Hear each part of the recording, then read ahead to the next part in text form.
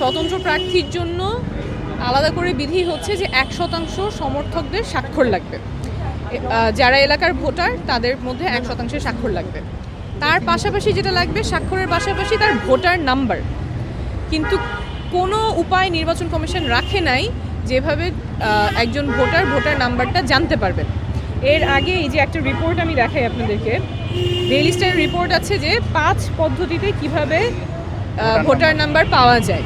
এর মধ্যে পদ্ধতি আছে যে অনলাইনে যোগাযোগ করতে পারবে, SMS করে ভোটার নাম্বার নিতে পারবে, একটা অ্যাপ্লিকেশনের মাধ্যমে, ওয়েব অ্যাপ্লিকেশনের মাধ্যমে ভোটার নাম্বার আসতে পারবে, কল সেন্টারের মাধ্যমে ভোটার নাম্বার জানতে পারবে, অথবা 2টা QR কোড দেওয়া আছে, QR কোডের মাধ্যমে ভোটার নাম্বার জানতে পারবে।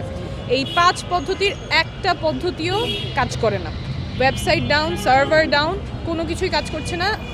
আমার যে রিকোয়ারমেন্ট যে আমার স্বাক্ষর লাগবে এবং ভোটার নাম্বার লাগবে, অথচ ভোটার নাম্বার জানার কোনো উপায় নির্বাচন কমিশন রাখেন নাই।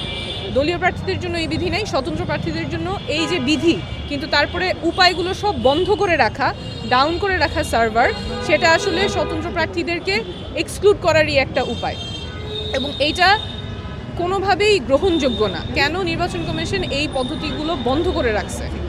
ভোটার নাম্বার তাহলে মানে স্বাক্ষরের সাথে ভোটার নাম্বার কিভাবে? এখানে মানুষজন এনআইডি, ভোটার কি জানে? ভোটার তার এনআইডি জানে। আমরা এনআইডিটা রাখতেছি, কিন্তু এনআইডির মাধ্যমে তো আর ভোটার নাম্বার আসতেছে না। যেটা জানে সেটা দিয়ে জমা দেওয়া যাবে না, কিন্তু যেটা মানুষ জানে না, জানার কোনো উপায় নির্বাচন কমিশন রাখে নাই, উপায়গুলো বন্ধ করে রাখছে, সেইভাবে আমার জমা দিতে হবে। তো জমা দেওয়া একদমই ইমপ্র্যাকটিক্যাল, এবং এখানে নির্বাচন কমিশনের জবাবদিহি করতে হবে যে কেন এই পদ্ধতিগুলো বন্ধ করা, এবং বন্ধ করা পদ্ধতিগুলো ওপেন করতে হবে, এই উপায়গুলো ওপেন করতে হবে, এবং অবশ্যই যতদিন বন্ধ ছিল সেই অনুযায়ী সময়সীমা বাড়াতে হবে যাতে স্বতন্ত্র প্রার্থীরা জমা দিতে পারে সুষ্ঠুভাবে।